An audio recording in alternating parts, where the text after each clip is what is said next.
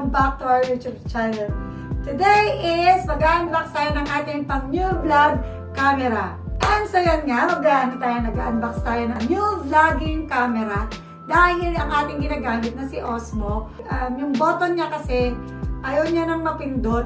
So, nag-decide ako na bumili muna kasi hindi ko rin kasi alam kung saan ko pa siya dadalhin at ilang araw ko siya pwedeng ipagawa sa repair shop. So, yun si Osmo. Dito ko rin in-unbox si Osmo before, si DJI Osmo 1. Kasi ngayon may Osmo 2 na. From Osmo, natuto ako doon sa lahat. Talaga nung una, hindi ko talaga siya magamayan. Hindi ko alam na madali pala siyang sumunod kasi meron siyang face detector. Sobrang in love ako kay Osmo. Kaya kung talagang ang prefer ko na maghanap ako ng DJI Osmo 2, kaya lang hindi siya available doon sa pinuntahan namin sa SM Pampanga. So, yun. Sobrang na-in-love ako sa kanya. Sobrang okay para sa mga bagong katulad ko rin na nag-vlog.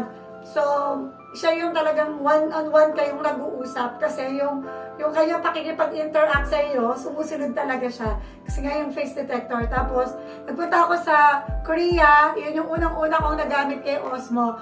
So, hindi ko pa talaga siya kayang gamitan. Kaya, dun sa mga nakakapanood ng aking Korea vlog, napakalikot pa ng kuha ko. Ang likot-likot pa niya, masakit pa sa ulo. So, pasensya naman. Hindi pa talaga ako marunong doon. Kasi sanay lang ako. Pag si Miss M kasi yung nag-set up, so maganda talaga yung kuha niya. Ayan! So, super excited ako na i-share ito sa inyo. Actually, ito, nabuksan na to mismo sa store kasi hindi naman pa pwede na hindi i-testing kasi medyo risk kapag hindi sila yung nag-operate. Baka mamaya kasi sa SM Pampanga ko pa siya binili sa Sony Pampanga. Ayan. Thank you kay Mama Heidi and kay Ma'am Jessica sa pag-a-assist nila sa akin. Unahin ko muna sila. Ayan. Ayan. So, this is Sony digital camera ZV-1.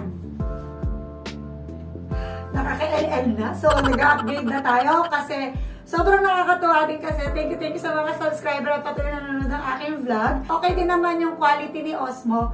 Pero syempre, iba pa rin yung si camera. So, ito, si Sony digital camera ZV-1.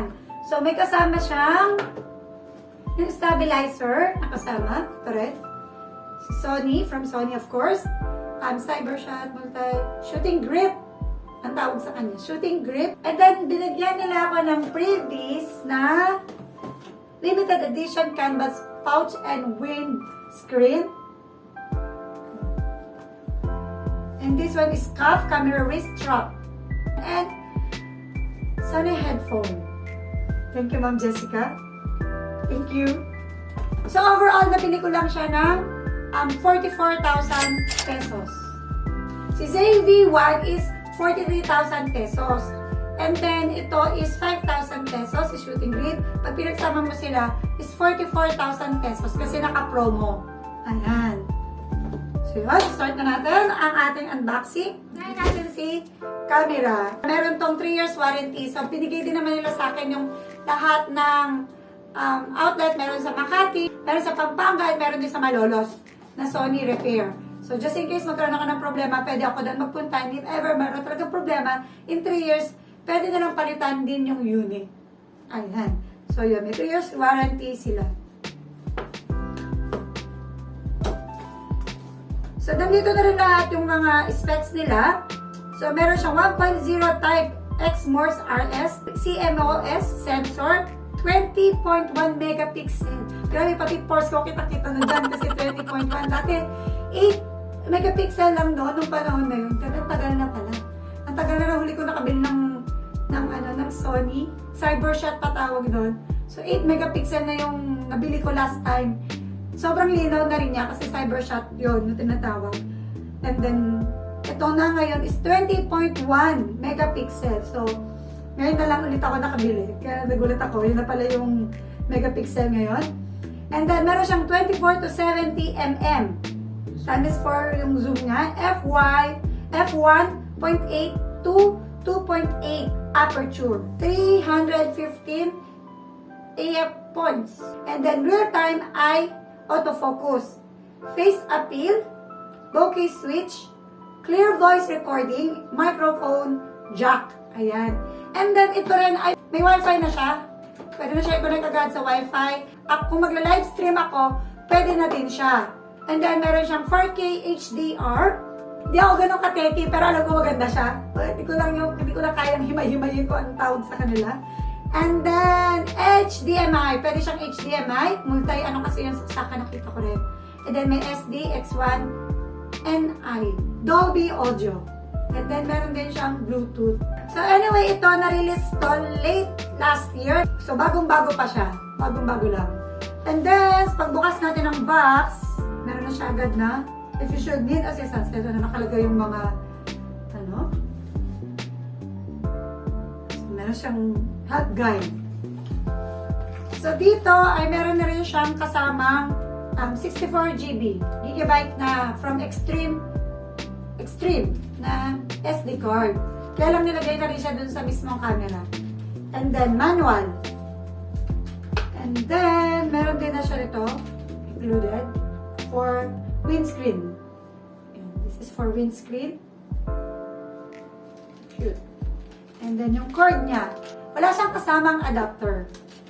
Supported siya up to 18 watts. Ay, tayo. And then, ito na yung camera. Ayan, and so as I expected, ayan, medyo mabigat siya. And it's color black. Ayan. So, yung dito, doon sa pinakaano niya, yung on and off, then yung mode, ito yung adjustan ng kanyang wide. So, ito yung mga button na pipindutin. And then, dito rin yung iba pang nakikita yung mga display na. So, dito nakalagay yung mga sa menu kung paano mo i-adjust. So, yung typical din naman, typical camera. So, nandito din yung play mo, tapos din yung pag-delete. And then, ito yung screen niya. Ang maganda dun sa screen niya is napip-flip. Ayan. So, ito yung camera niya. So, kapag nagva-vlog ka, pwede mong i-face na ganyan. So, naiikot din siya. Ayan. So, ayan. Diba? And then, binuksan siya. So, ang lens niya is 24mm.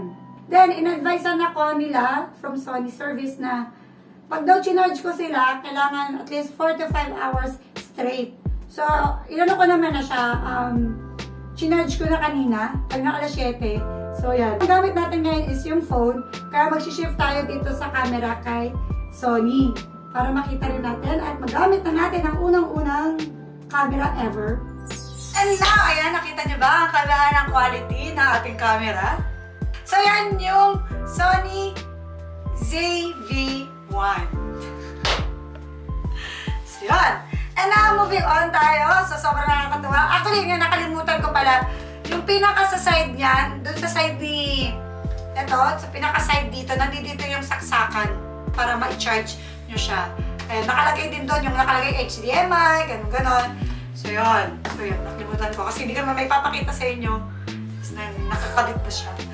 So, anyway. So, eto naman yung kanyang grip. Kasi, di ba, dahil nasanay nga ako kay Osmo, lagi ako nakaganon. So, may grip na. So, this one is shooting grip. So, meron din siyang manual. Meron siyang manual. Then, meron din siyang ganito. Hala niya. May pouch. And then, ito na yun. Ito na yung shooting grip. So, dito, ito yung button. USB operated siya. So, i-connect mo lang siya through camera. And then, yan. And then, dito, for if ever na gusto mong i-adjust yung sa neck niya.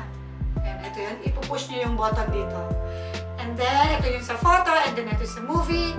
And then, kung gusto mo siyang itayo, pwede din naman. Ayan. So, yan. Kung gusto mo siya itayo, ganyan ang mangyayari sa kanya. So, yan. Yun lang yung function niya.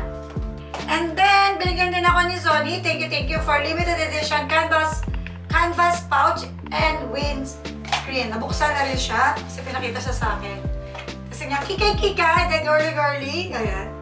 So, meron akong unicorn.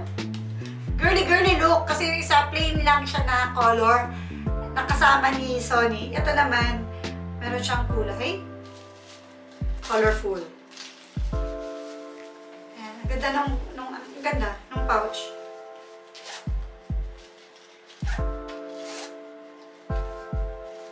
Ayan, meron siyang, ganyan, naka-open. Tapos meron siyang pocket dito. Just in case. So, for your accessories. So, ito yung pang-clip. And so, yun, ipapasok nyo pala yan. Yung kanina, ito, ipapasok nyo lang siya. And then, ipapatong nyo siya for windscreen. So, yung camera mo, cutie-cutie, kikay-kikay. And then, this pouch. Cute. And then, itong cuff. Camera wrist strap.